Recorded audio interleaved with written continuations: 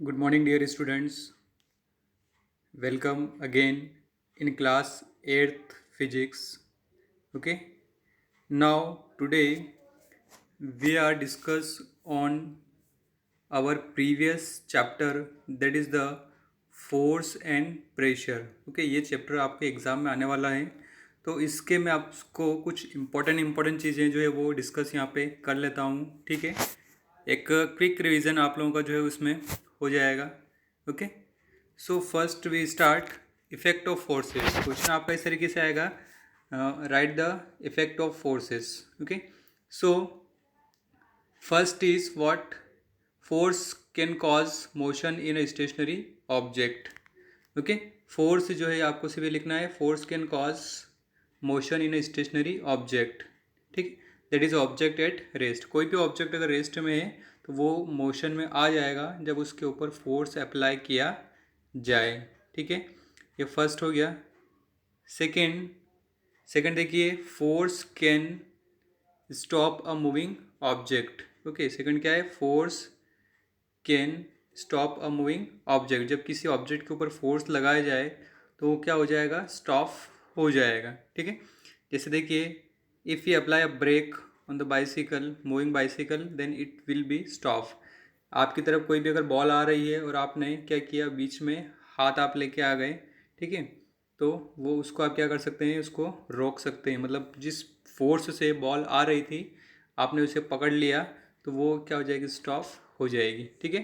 Third, force can change the direction of motion of a moving object. ठीक है, force can change the direction of motion of a moving object. जैसे मान लीजिए ball इस direction में आई, जैसे cricketer को आप देखिए, बॉल इस डायरेक्शन में आई, इसने क्या किया, बैट से इस बॉल के डायरेक्शन को चेंज कर दिया. ठीक है. सिमिलरली गर्ल एक रैकेट खेल रही है, इसके हाथ में रैकेट है और इधर से बॉल आ रही है, इसने जिस डायरेक्शन में बॉल आ रही थी उसने उसको दूसरी डायरेक्शन में क्या कर दिया, हिट कर दिया. ठीक है, तो फोर्स जो है वो किसी भी मूविंग ऑब्जेक्ट या कोई ऑब्जेक्ट है वो मोशन में है तो इसकी डायरेक्शन चेंज हो जाएगी. ओके, ये सेकंड.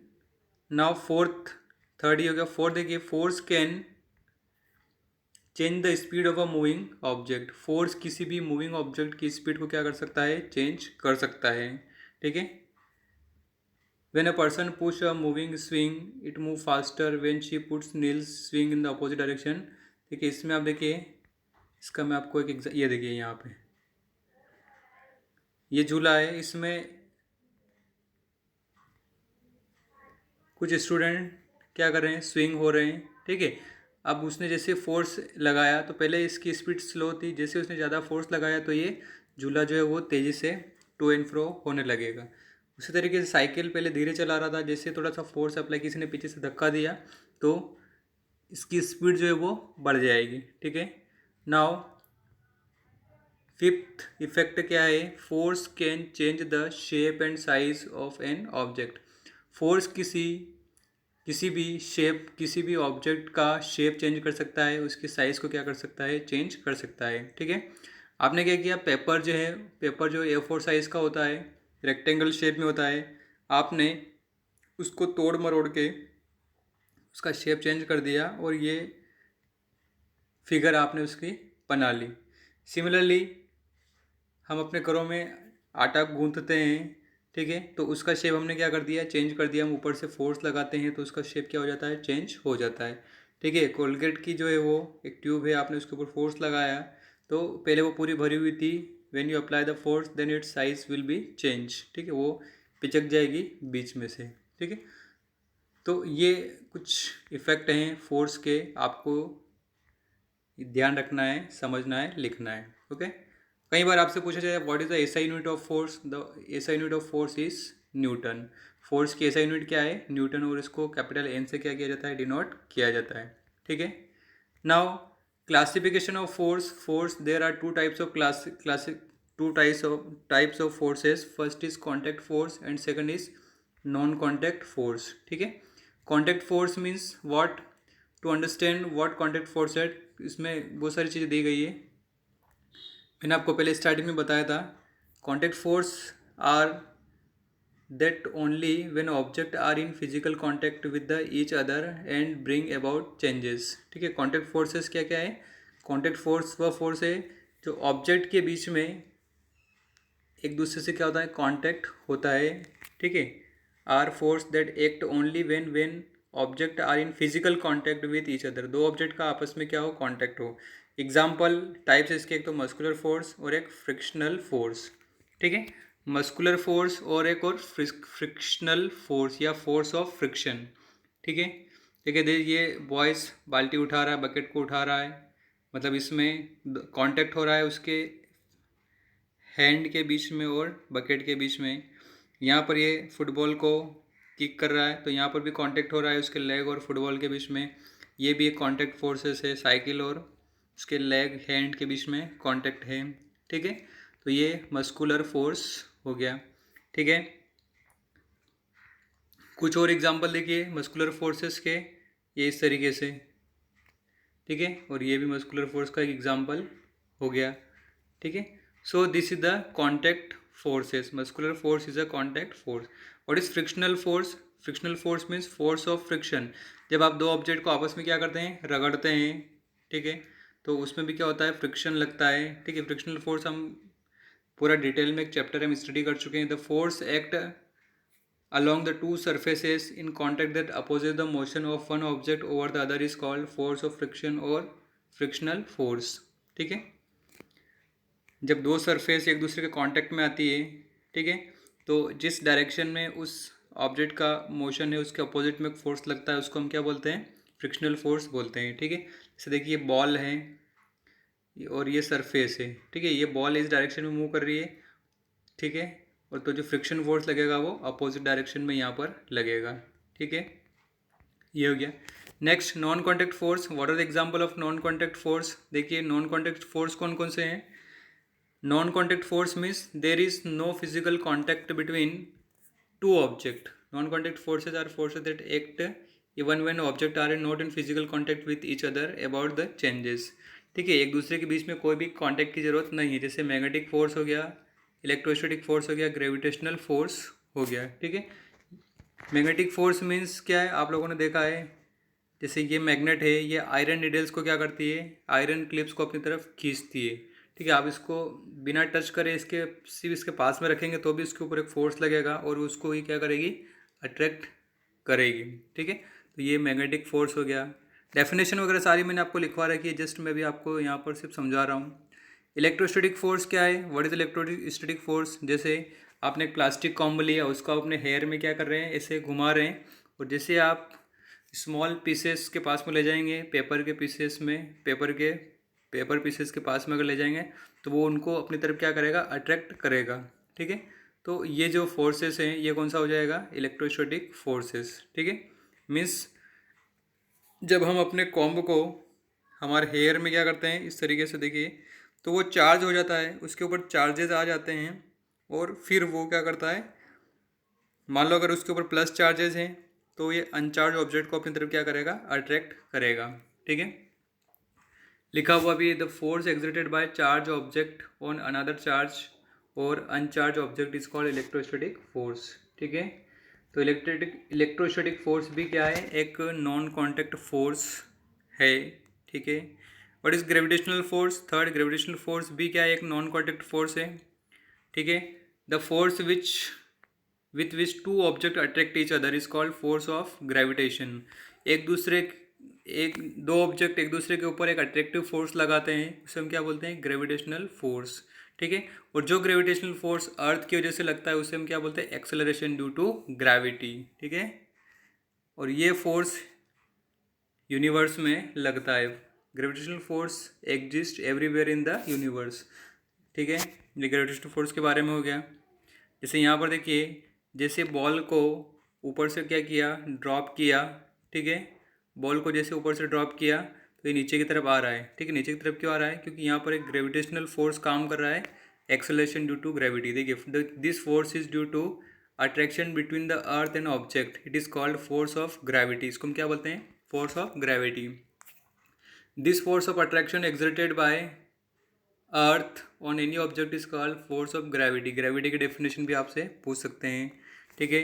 नेक्स्ट टॉपिक उसके बाद pressure, the physical quantity that measure the effect of force per unit area is called pressure. What is the definition of pressure? Pressure क्या है? The physical quantity that measures the effect of force per unit area is called pressure. ठीक है, force upon area को हम क्या बोलते हैं? Pressure बोलते हैं। ठीक है, प्रेशर का फॉर्मूला क्या हो जाएगा? Force upon area. यहाँ पर आप देखिए फोर्स का ये formula, pressure equal to what? Force upon area. ठीक है, इसकी यूनिट क्या हो जाएगी? फोर्स न्यूटन में नापा जाता है और एरिया मीटर स्क्वायर में। ठीक है, तो न्यूटन पर मीटर स्क्वायर हम बोल सकते हैं ऐसा यूनिट, या पास्कल भी इसको बोला जाता है। आपको दोनों याद रखना है। What is the SI unit of pressure? या तो आप न्यूटन पर मीटर स्क्वायर लिखेंगे या पास्कल इसको लिखेंगे। ठीक है, ये फोर्स के बारे में हो गया। प्रेशर के बारे में कुछ एप्लीकेशंस है। ठीक है, ये न्यूमेरिकल आप लोग देख लो। न्यूमेरिकल क्या दिया हुआ है? अ ब्रिक इज़ 30 सेंटीमीटर लॉन्ग। एक कोई ब्रिक है जो 30 सेंटीमीटर लॉन्ग है, 10 सेंटीमीटर वाइड है और 10 सेंटीमीटर थिक है। ठीक है, इसका वेट कितना है? 24 न्यूटन। ठीक है, और ये ग्राउंड पर रखी हुई है। Find the pressure exerted by the brick on the ground. तो वो ग्राउंड पे कितना प्रेशर लगाएगी। ठीक है, फोर्स कितना दिया हुआ है? 24 न्यूटन। ठीक है, एरिया निकाल लेंगे हम लोग। एरिया ऑफ कॉन्टैक्ट क्या हो जाएगा? एरिया ऑफ कॉन्टैक्ट कैसे निकालेंगे हम? Length into breadth. तो लेंथ कितनी है? 30, और उसकी चौड़ाई कितनी है? ब्रेथ कितनी है? 10 सेंटीमीटर। आप इनको मीटर में कन्वर्ट कर लीजिए तो ये हो जाएगा 0.3 मीटर, और ये कितना हो जाएगा? 0.1। आप 100 को 100 से डिवाइड कर दो दोनों को।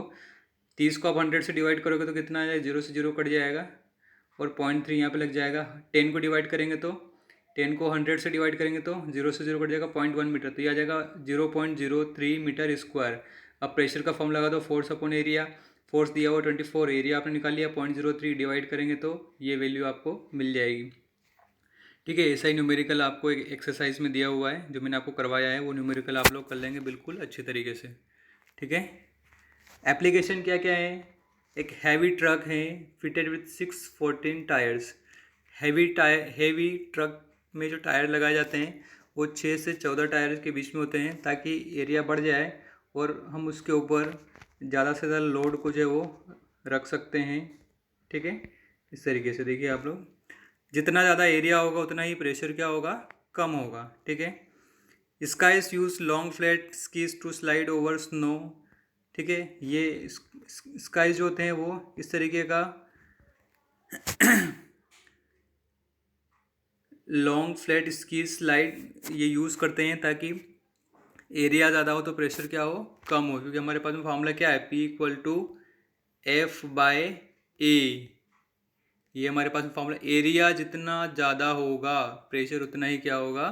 कम होगा। इसी के ऊपर सारे आपके एप्लीकेशंस हैं, वो इम्पोर्टेंट है, आपको याद रखना है उनको। ठीक है, और देखिए नाइफ वाला भी दिया हुआ है। नाइफ में हम क्या करते हैं?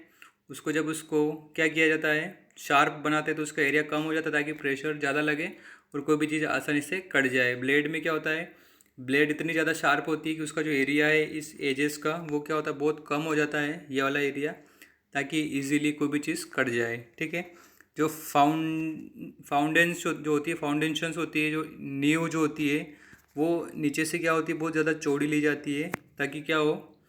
एरिया बढ़ जाता है तो प्रेशर क्या लगेगा इस पूरी बिल्डिंग का? कम लगेगा, इसलिए वो अंदर ज़्यादा धंसती नहीं। स्कूल बैग की जो स्ट्रिप होती है, ठीक है, वो थिक इसलिए होती है, थिक क्लॉथ या कैनवास की इसलिए बनी होती है ताकि एरिया बढ़ने से क्या हो? प्रेशर कम हो जाए और हमारे शोल्डर पर उसका वेट जो है वो बैग का वो कम लगे। ठीक है, इसीलिए इस तरीके की जो है वो उस पर लगाई जाती है। आपने आर्मी में देखा होगा कि जो व्हील्स में ये एक ऐसी चौड़ी पट्टी लगाई जाती है चेन की। ठीक है, इसलिए लगाई जाती है कि एरिया बढ़ने से प्रेशर कम होगा और ये जो तोप है वो ग्राउंड में कम धंसेगी और इजीली चल पाएगी। ठीक है, जो प्रेशर लिक्विड के द्वारा एक्सर्ट किया जाता है उसको हम क्या बोलते हैं? Pressure exerted bye liquids. ठीक है, उसके बाद लिक्विड प्रेशर को नापने के लिए एक इंस्ट्रूमेंट यूज़ किया जाता है जिसका नाम क्या है? मैनोमीटर। क्या नाम है उसका? मैनोमीटर। देखिए आप इसको याद रख लेंगे। Manometer is a simple device use to measure the liquid pressure. Liquid pressure को नापने के लिए इसका यूज़ किया जाता है। ठीक है, लिक्विड प्रेशर के एप्लीकेशन आप लोग देख लेंगे बिल्कुल। क्या क्या एप्लीकेशन है? The walls of a dam is made thick at the bottoms. ठीक है, जो डैम की जो वॉल्स होती है वो नीचे से क्या होती है? थिक बनाई जाती है, ठीक है। And water supply tank is placed at a high place the building, ठीक है। जो वाटर सप्लाई टैंक है उसको बहुत हाई प्लेस पर रखा जाता है, ठीक है, ताकि हाई प्रेशर हाइट बढ़ने पर क्या होता है, वो इजीली सारे टैप में जो है वो प्रेशर वो पानी जो है वो इक्वली चला जाए, ठीक है। और ये क्यों किया जाता है, this is because water pressure increases with the depth, ठीक है। A thick wall can withstand a greater pressure exerted by the water at bottom, ठीक है। जैसे जैसे डेप्थ बढ़ती जाती है वैसे वैसे वाटर का प्रेशर क्या होता है, बढ़ता है। तो प्रेशर ज़्यादा होगा, इसलिए ये जो है ये डैम की जो दीवारें हैं वो ज़्यादा थिक की ज़रूरत होगी, ताकि वो उस हाई प्रेशर को बियर कर पाए, ठीक है। ये सारी चीज़ें आपको इसके अंदर याद रखना है। एटमॉस्फेयर प्रेशर क्या होता है, the pressure the layer of air surrounding our earth is called atmosphere, और the pressure exerted by the air due to its weight own weight is called atmospheric pressure, ठीक है। एटमॉस्फेयर प्रेशर क्या होता है, जो प्रेशर एयर एक्सर्ट करती है उसको हम क्या बोलते हैं, एटमॉस्फेरिक प्रेशर इसको बोला जाता है, ठीक है। उसके बाद एप्लीकेशन ऑफ एटमॉस्फेरिक प्रेशर, बहुत सारे एप्लीकेशन है। ड्रिंकिंग स्ट्रॉ इस तरीके से, ठीक है। व्हेन यू सक air the upper end of straw with your mouth the pressure of air inside the straw is reduce due but the pressure acting on surface of fruit juice is equal to the atmospheric pressure, so the greater pressure atmospheric pressure acting on the surface। देखिए ये क्या होता है, हम जो juice पीने के लिए जो स्ट्रॉ यूज़ करते हैं वो एटमॉस्फेरिक प्रेशर पर डिपेंड करता है, ठीक है, इस तरीके से। और कुछ इसके एप्लीकेशन है, देख लीजिए आप लोग। सिरिंज सभी लोगों ने देखा होगा, ठीक है। जो सिरिंज जो है वो क्या है, वो भी एटमॉस्फेरिक प्रेशर पर क्या करता है, वर्क करता है। जब आप उस किसी सिरिंज को किसी लिक्विड में डीप करते हैं एंड पुल्स इट पिस्टन, जब उसके पिस्टन को ऊपर खींचेंगे the pressure inside the syringe get reduce, तो उसके अंदर का प्रेशर क्या हो जाएगा, कम हो जाएगा। And the atmospheric pressure acting on the surface of the liquid more in comparison to the air pressure in the syringe, and thus it pushes the liquid up into the syringe। तो क्या होगा, बाहर का pressure जो है वो ज़्यादा है, अंदर का प्रेशर कम है, तो वो लिक्विड उसके अंदर इजीली चला जाएगा। इस तरीके से रबर सक्शन पैड ये भी एटमॉस्फेरिक प्रेशर पर वर्क करता है। जब आप इसको किसी दीवार पर लगाते हैं तो इसके अंदर का प्रेशर रिड्यूस हो जाएगा, बाहर का प्रेशर ज़्यादा होगा, तो ये इजीली वहाँ पर क्या हो जाएगा, स्टक हो जाएगा, चिपक जाएगा, ठीक है। तो ये सारी चीज़ें जो है वो मैंने आपको एक क्विक रिवीजन जो इस पूरे चैप्टर का करवा दिया है। आप इसकी एक्सरसाइज क्वेश्चन